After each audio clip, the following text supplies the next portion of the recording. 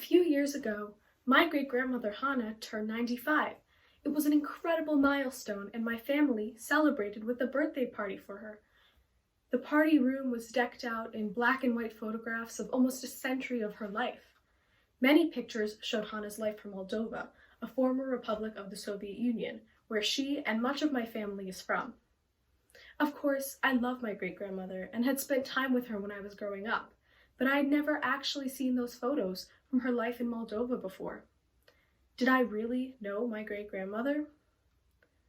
I realized that I had no clue about her life and her near century of lived experience.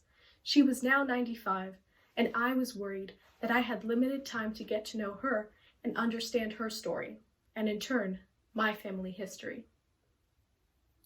While I was disappointed in myself for not taking the time to truly know my great-grandmother, I was also inspired to correct this. So, I decided to make a short film about her life and that of my other great-grandmother, Sarah, who was 90 at the time. But I was no filmmaker, so I had to wing it. I used an iPad to film, made a makeshift tripod, lighting setup, and microphone, and stitched the video clips together using iMovie. The finished product was a 10-minute film that captured their lives during the Holocaust in the former Soviet Union. It also touched on their experiences with anti-Semitism afterward and their immigration journeys to the United States. I was also able to share this film with my history class. It was surreal to see my friends' eyes glued to the projector watching Hannah and Sarah tell their stories. And it was satisfying when my classmates followed up with enthusiastic questions about my filming process and my great-grandmothers. But most importantly, I can now say I know my great-grandmothers. They are still with us today. Hannah is now 98 and Sarah is 93.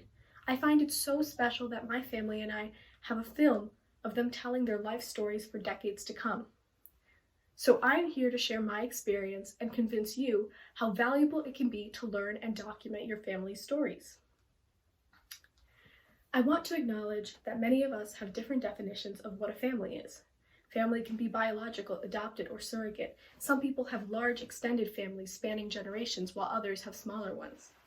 But I still think that we can all try to connect with our histories and the histories of our loved ones in whatever way makes sense to us.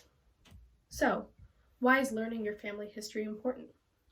There are a few reasons why it is so valuable. A study published in 2010 conducted at Emory University found that children who knew their family history, even things as simple as where their parents grew up and went to school, had higher self-esteem and dealt better with stress. The paper said that knowing family experiences provide a sense of identity through time. These participants have a strong intergenerational self, knowing they belong to something bigger than themselves. Sociologists call this sense-making. And not only that, but the study found that family stories help children overcome tough times. The study developed a scale to measure how much children know about their family histories and conducted this study just before 9/11 and continued it for 2 years. They found that the 10 to 12-year-olds in families who spoke about challenging family experiences coped better over the 2 years after 9/11 than kids in families who didn't speak as much about challenging experiences. Today, kids my age are feeling stressed coming out of the pandemic since it isolated us from our family and friends. That's why I believe it is more important than ever to reconnect with our histories. Secondly, I believe that understanding your family's stories can help you better appreciate history. I, and many of my peers, feel that school lessons and textbooks generalize historical events. As the saying goes, history is written by the victors. We already know that there are so many underrepresented voices whose stories are not adequately told in history books. But your ancestors have lived through their own experiences through history. They may have overcome challenges, dealt with discrimination, suffered for a worthy cause, or contributed to their communities. While documenting their personal experiences, you might even learn something new about history through your family. And what's so special about documenting this history is that you will be able to cherish it for years to come, long after those family members are gone. And you can honor them by sharing their stories with others. I hope that these 2 reasons, one data-based and one from my personal experience, show that learning and documenting your family history can be immensely fulfilling. It can help you cope with stress, feel empowered, appreciate untold history, and honor your family's journey long after they pass on. So, how can we all do this?